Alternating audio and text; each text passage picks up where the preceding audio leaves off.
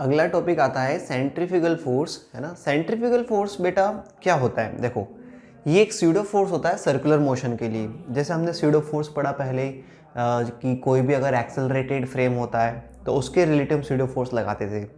और हमें पता है सर्कुलर मोशन भी तो एक तरह का एक्सेलरेटेड मोशन है, क्योंकि वेलोसिटी की डायरेक्शन कंटिन्यूसली चेंज हो रही है ना। तो इसका मतलब इस सर्कुलर मोशन में जो ऑब्जेक्ट घूम रहा है, सोचो इस ऑब्जेक्ट के साथ साथ ही कोई ऑब्जर्वर भी घूम रहा हो, है ना। ऐसा करते हैं अपन, यहाँ पे देखो अपना कंसेप्ट क्या कहता है कि इस रस्सी का टेंशन जो है वो इस ऑब्जेक्ट को घुमाने का काम कर रहा है। ये तो अपन ने क्वेश्चन भी सॉल्व किया था ना, T=m² आ रहा था। तो यहाँ टेंशन जो है वो ऑब्जेक्ट को घुमाने का काम कर रहा है ना। और mg को अपन ने इग्नोर कर लिया इस केस में। अब यहाँ पे क्वेश्चन ये है कि हम बोल रहे हैं कि ऑब्जेक्ट पे नेट फोर्स किधर है, सेंटर की तरफ। भाई विद रेस्पेक्ट टू ग्राउंड तो हम क्या बोलेंगे कि नेट फोर्स जो है वो सेंटर की तरफ है विद रेस्पेक्ट टू ग्राउंड, है ना। एफ नेट क्या है बेटा, टी किधर, टुवर्ड्स सेंटर, है ना। भाई ग्राउंड के रिलेटिव तो नेट फोर्स कितना है ऑब्जेक्ट पे, टेंशन, टेंशन ही है ना, टुवर्ड्स सेंटर। अब ऐसा करते हैं, इसी सिस्टम को एक दूसरे ऑब्जर्वर की तरफ से देखते हैं। अब ये ऑब्जर्वर जो है वो ऑब्जेक्ट के साथ साथ घूम रहा है ना। मतलब ये ऑब्जर्वर आप मान लो कि एक धागा, ये धागे के रिलेटिव मान ले, या ऐसा करता हूँ मैं एक ऑब्जर्वर बिठा देता हूँ यहाँ पे, है ना। तो ये ऑब्जर्वर जो है वो इस ऑब्जेक्ट के साथ साथ ही चिपका हुआ, मतलब ऑब्जेक्ट पे बैठा हुआ है, ठीक है ना। अब ऑब्जर्वर जो है वो ऑब्जेक्ट पर ही बिठा दो अपन, ऐसा करते हैं ऑब्जेक्ट पर ही इस ऑब्जर्वर को बिठा दो, ठीक है। अब ये ऑब्जर्वर को अपन ने ये बोला कि इस पे टेंशन अंदर की ओर लग रहा है। भाई टेंशन तो लगेगा ऐसे ही, देखो ग्राउंड फ्रेम में जितने फोर्स होते हैं वो तो हमेशा लगते हैं, ठीक है। अब ऑब्जर्वर ने क्या देखा, क्या ये ऑब्जर्वर इस ऑब्जेक्ट को घूमता हुआ देखेगा क्या, नहीं, क्योंकि ऑब्जर्वर खुद उसके साथ साथ घूम रहा है। तो इसका मतलब ऑब्जर्वर ये बोलेगा कि ये जो ऑब्जेक्ट है वो रेस्ट पे है। ऑब्जर्वर क्या बोलेगा कि ये ऑब्जेक्ट रेस्ट पे है। अब ये ऑब्जेक्ट रेस्ट पे है तो with respect to rotating observer, ठीक है, क्या हो जाएगा, ऑब्जेक्ट एट रेस्ट। भाई इस ऑब्जर्वर के, भाई हमारे हिसाब से तो ऑब्जेक्ट घूम रहा है, लेकिन इस ऑब्जर्वर के हिसाब से थोड़ी घूम रहा है, क्योंकि ऑब्जर्वर खुद ऑब्जेक्ट पे बैठा है। अच्छा ऐसे सोचो, मैं आपको फील करवाता हूं, हमें क्या कभी धरती घूमती हुई दिखती है, हमें क्या कभी धरती घूमती हुई दिखती है क्या अपनी एक्सिस पे, नहीं। हमें ऐसा लगता है कि सूरज जो है ना वो पूरब से उगता है और पश्चिम में जाके डूब जाता है, ऐसा हमें फील होता है। लेकिन साइंस तो यही कहती है ना कि सूरज तो अपनी जगह फिक्स है, एक्चुअली अर्थ रोटेट हो रही है, इसलिए ऐसा हमें फील होता है ना। पर उससे पहले तक तो हमें यही पता था ना, मतलब ये सोचो कि हजारों सालों तक भाई सूरज के चारों ओर पृथ्वी घूमती है, ये तो मुश्किल से 200-300 साल पहले बताया साइंटिस्ट ने। उससे पहले से 2-3 हजार साल तक तो यही माना जा रहा था कि अर्थ स्टेशनरी और बाकी पूरा यूनिवर्स अर्थ के चारों ओर घूम रहा है, क्योंकि हम वही तो ऑब्जर्व करते थे। तो ये ऑब्जर्वर क्या सोचेगा कि यार ये ऑब्जर्वर जो है समझ लो अर्थ पे, अब ये अपने आप को रेस्ट में मानेगा, उसके अकॉर्डिंग पूरे अब जो सिस्टम है उसके अराउंड घूम रहा है। तो इस केस में ये ऑब्जर्वर क्या सोच रहा है कि ऑब्जेक्ट तो रेस्ट पे है, ऑब्जेक्ट रेस्ट पे है, तो फिर इसमें नेट फोर्स कितना होना चाहिए, एफ नेट 0। अब फिर सवाल ये आता है कि इसमें नेट फोर्स 0 कैसे होगा। भाई हमने बोल दिया कि यार टेंशन तो लग ही रहा है, फिर ऑब्जर्वर सवाल उठाएगा कि इस टेंशन की वजह से फिर ऑब्जेक्ट को अंदर घुस जाना चाहिए था, पर ऑब्जेक्ट तो अंदर भी नहीं घुस रहा है, क्योंकि ऑब्जेक्ट हमेशा सर्कमफ्रेंस पे मूव करेगा। तो फिर इसको समझाने के लिए हम एक स्यूडो फोर्स मानेंगे, नकली फोर्स, कि चल भाई ठीक है तू समझ जा, तेरे लिए मैं मान लेता हूँ एक स्यूडो फोर्स सेंट्रीफ्यूगल। तो हम यहां बोलेंगे कि एफ सेंट्रीफ्यूगल बैलेंसेस टेंशन। इसका मतलब सेंट्रीफ्यूगल फोर्स की वैल्यू कितनी हो जाएगी, टेंशन की जितनी, है ना। और टेंशन कितना था, m⍵² आ रही होगा ना, ये तो देखो टेंशन, ये अगर ओमेगा स्पीड से घूम रहा है और ये लेंथ मान लेते हैं r, तो टेंशन की वैल्यू कितनी हो जाएगी बेटा, m⍵² r, है ना। तो यहां पे हम बोल देंगे कि टेंशन को कौन बैलेंस कर देगा, सेंट्रीफ्यूगल फोर्स, या ऐसा बोल दो कि इस सेंट्रीफ्यूगल फोर्स की वजह से टेंशन है ना। लेकिन ध्यान रखना किसके फ्रेम में, with respect to rotating observer ही ये बात करनी है।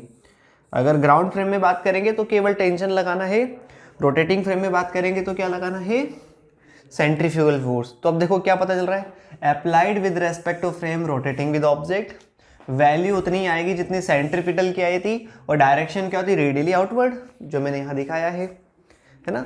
तो बिल्कुल ही आसान सा कंसेप्ट है ना। जब भी हम ऑब्जेक्ट के ऊपर ही ऑब्जर्वर बिठा दे तो फिर हमें सेंट्रीफ्यूगल फोर्स का कंसेप्ट यूज करना है with respect to observer rotating with object, है ना बच्चों। तो ये काफी सिंपल कंसेप्ट, लिखो इसको।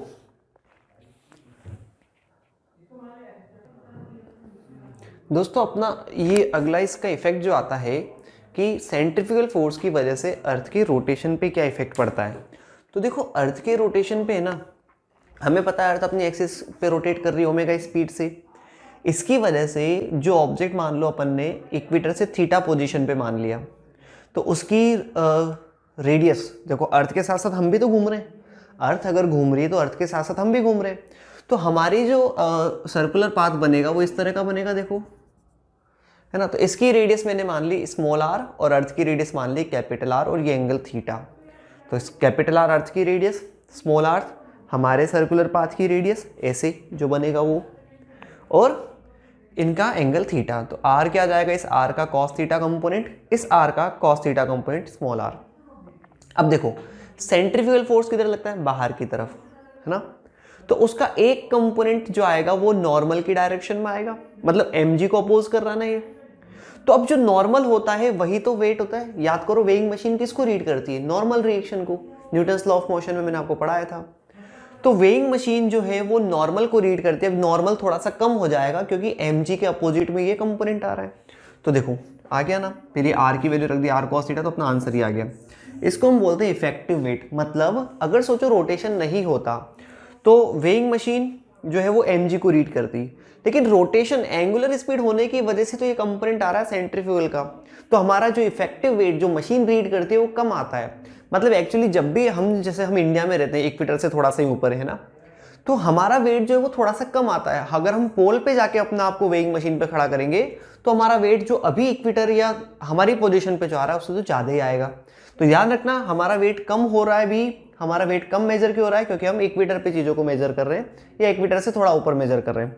पोल्स पे जाओगे, पोल्स का मतलब आप एकदम यहाँ आ गए, तो थीटा की वैल्यू 90 होती है ना पोल पे, तो पोल पे वेट हमेशा इफेक्टिव आता है, ठीक है। मतलब एक्चुअल वेट जो है वो पोल्स पे रीड होता है और इक्वेटर पे थोड़ा सा कम रीड होता है।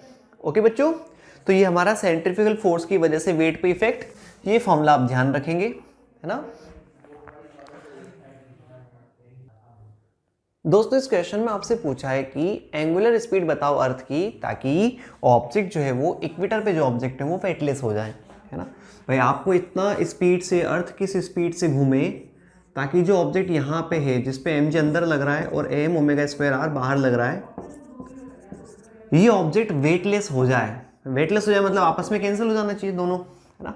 तो वेटलेस होने का मतलब क्या हो जाएगा, वेटलेस का मतलब नॉर्मल रिएक्शन जीरो, है ना। वेटलेस, देखो वेट हमेशा नॉर्मल रिएक्शन से मेजर होता है, वेइंग मशीन का कंसेप्ट आपको पता है ना। तो जब भी वेटलेस की बात करें आपको नॉर्मल रिएक्शन जीरो करना है। It means mg minus m omega square r zero. तो ओमेगा क्या आ जाएगा, root of g by r, है ना। ये आएगा ना ओमेगा की वैल्यू, mg और m ओमेगा स्क्वायर कैंसिल होना चाहिए। तो g की वैल्यू होती है 10, r कितना होता है 6400 किलोमीटर। तो किलोमीटर को आप किस में कन्वर्ट कर लोगे, 10 to the power 6, 10 power 3 metre, है ना। तो इतनी एंगुलर स्पीड से अगर अर्थ घूमेगी तो उस केस में ऑब्जेक्ट जो है अर्थ की सरफेस पे वो वेटलेस हो जाएंगे, है ना बच्चों। तो ध्यान रखना अर्थ पे ऑब्जेक्ट वेटलेस होने की ये एंगुलर स्पीड होती है। इसको आपको फिर सॉल्व करना है, आंसर रेडियन पर सेकंड में आ जाएगा। ओके चलो नोट करो इसे। दोस्तों अगेन हमारे पास एक क्वेश्चन आता है, आपको क्वेश्चन की लैंग्वेज देखो, यहाँ लैंग्वेज जब बड़ी दिखती है ना तो उसको ध्यान से पढ़ना चाहिए और डायग्राम बनाना चाहिए। ये आपको यहाँ सीखना है। एक बकेट है full of water, rotated in vertical circular path by string of length L. एक बाल्टी को रस्सी से बांध के ऐसे घुमा रहे गोल गोल, यही पता चला ना। चलो डायग्राम बनाओ। है ना। ऐसे अपन इसको वर्टिकल सर्कुलर पाथ पे घुमा रहे हैं, इसमें पानी भरा हुआ है। अब आप सोच रहे हो मैंने बाल्टी उल्टी क्यों बनाई, आगे पढ़ो। If it's angular speed is constant, मान लो इसकी एंगुलर स्पीड जो है वो घूमने की वो कांस्टेंट है, then find minimum value of angular speed so water does not fall out of bucket even at top point, ताकि इस टॉप पॉइंट पे भी पानी बाल्टी से बाहर ना गिरे। तो देखो बच्चों, पानी को बाहर गिराने का काम कौन करता है, mg। इस mg को कौन बैलेंस करना चाहिए, इसका मतलब सेंट्रीफ्यूगल फोर्स, है ना। तो डज नॉट फॉल, है ना, A1 एट टॉप पॉइंट, इसका मतलब क्या है, means FCF must balance mg, मतलब सेंट्रीफ्यूगल फोर्स mg से ज़्यादा होना चाहिए। ज़्यादा होगा तो दिक्कत नहीं है, तो फिर वो बाल्टी का जो नॉर्मल लगेगा ना बॉटम की वजह से वो बैलेंस कर देगा। फिर mg ज़्यादा हो सकता है, कोई दिक्कत नहीं, कम नहीं होना चाहिए, मतलब सेंट्रीफ्यूगल फोर्स कम नहीं होना चाहिए mg से। अगर mg डोमिनेट कर गया ना तो फिर वो पानी को गिरा देगा। तो mg हमेशा आपको कम रखना है। Centrifugal force omega square r, तो ओमेगा स्क्वायर r की वैल्यू कितनी बेटा, l, तो ओमेगा हो जाएगा √g/l। मतलब कम से कम इतनी स्पीड तो आपको रखनी ही है ताकि पानी उस बाल्टी से ना गिरे। ऊपरी पॉइंट पे mg जो है वो गिराने की कोशिश कर रहा है पानी को, तो सेंट्रीफ्यूगल फोर्स जो है वो पानी को रोक के रखेगा, है ना, गिरने नहीं देगा। ओके बच्चों, लिखो यहाँ तक। तो बच्चों यहाँ तक हमारा सर्कुलर मोशन का पार्ट कंप्लीट होता है। मैं आपको एक क्विक रिव्यू देता हूँ हमने क्या क्या पढ़ा है। बेसिक सर्कुलर मोशन से related terminology like angular displacement, angular velocity, angular acceleration. Then हमने पढ़ा है यूनिफॉर्म सर्कुलर मोशन जिसमें ओमेगा कांस्टेंट रहे, उसमें हमने हॉरिजॉन्टल पाथ पे क्वेश्चंस करे हैं। फिर हमने पढ़ा है नॉन यूनिफॉर्म सर्कुलर मोशन जिसमें एंगुलर स्पीड या ऑब्जेक्ट की लीनियर स्पीड चेंज होती है, कम हो सकती है, ज़्यादा हो सकती है, ठीक है। तो सर्कुलर मोशन से रिलेटेड दो एक्सेलरेशन होते हैं, एक तो सेंट्रीपिटल एक्सेलरेशन हमेशा ही लगता है क्योंकि घुमाने का काम सेंट्रीपिटल एक्सेलरेशन करता है। टेंजेंशियल एक्सेलरेशन तब लगता है जब स्पीड कम या ज़्यादा हो, ओके। उसके बाद हमने पढ़ा है बैंकिंग ऑफ रॉड इसी में। फिर उसके बाद हमने पढ़ा है वर्टिकल सर्कुलर मोशन जिसमें हमने रस्सी वाला केस पढ़ा था एक, और एक हमने किसी सर्कुलर सरफेस के अंदर ऑब्जेक्ट का मोशन पढ़ा। फिर हमने relative angular velocity, radius of curvature, और लास्ट में हमने सेंट्रीफ्यूगल फोर्स पढ़ा। इस तरह से बच्चों हमारा यहाँ पर सर्कुलर मोशन वाला पार्ट कंप्लीट होता है। आप इसके क्वेश्चंस की प्रैक्टिस करें। देखो प्रैक्टिस करोगे ना बच्चों तभी आपको कमांड मिलेगा। और नीट का जो पैटर्न है काफ़ी आसान हो चुका है। अब तो पिछले 2-3 सालों का पैटर्न देखें तो फॉर्मूला बेस्ड क्वेश्चन ही वो पूछ रहे हैं। आपकी शीट में प्रैक्टिस के दौरान आपको कुछ टफ क्वेश्चन मिल सकते हैं, लेकिन उसको छोड़ देना, उनको देख के बिल्कुल परेशान मत होना। नीट में वैसे क्वेश्चन आते ही नहीं है, ठीक है। तो आप बिल्कुल फॉर्मूला बेस्ड क्वेश्चन की प्रैक्टिस करें। नीट का पैटर्न काफ़ी आसान हो चुका है, कॉन्फिडेंस रखें। और आपके नोट्स, आपकी शीट की exercise 1 is more than sufficient for NEET. Exercise 2 आप चाहे तो स्किप कर सकते हैं। एक्सरसाइज 3 में से जो मेंस आपके पीएमटी वाले क्वेश्चन से प्रीवियस ईयर के क्वेश्चन, आप उन्हीं की प्रैक्टिस करें बस। तो नोट्स एक्सरसाइज 1 और एक्सरसाइज 3 का पीएमटी वाला पार्ट, इतनी प्रैक्टिस करें, मोर देन सफिशिएंट है नीट के लिए। आप काफ़ी अच्छा स्कोर करेंगे, 160 प्लस आप इस पर स्कोर कर सकते हैं आउट ऑफ 180।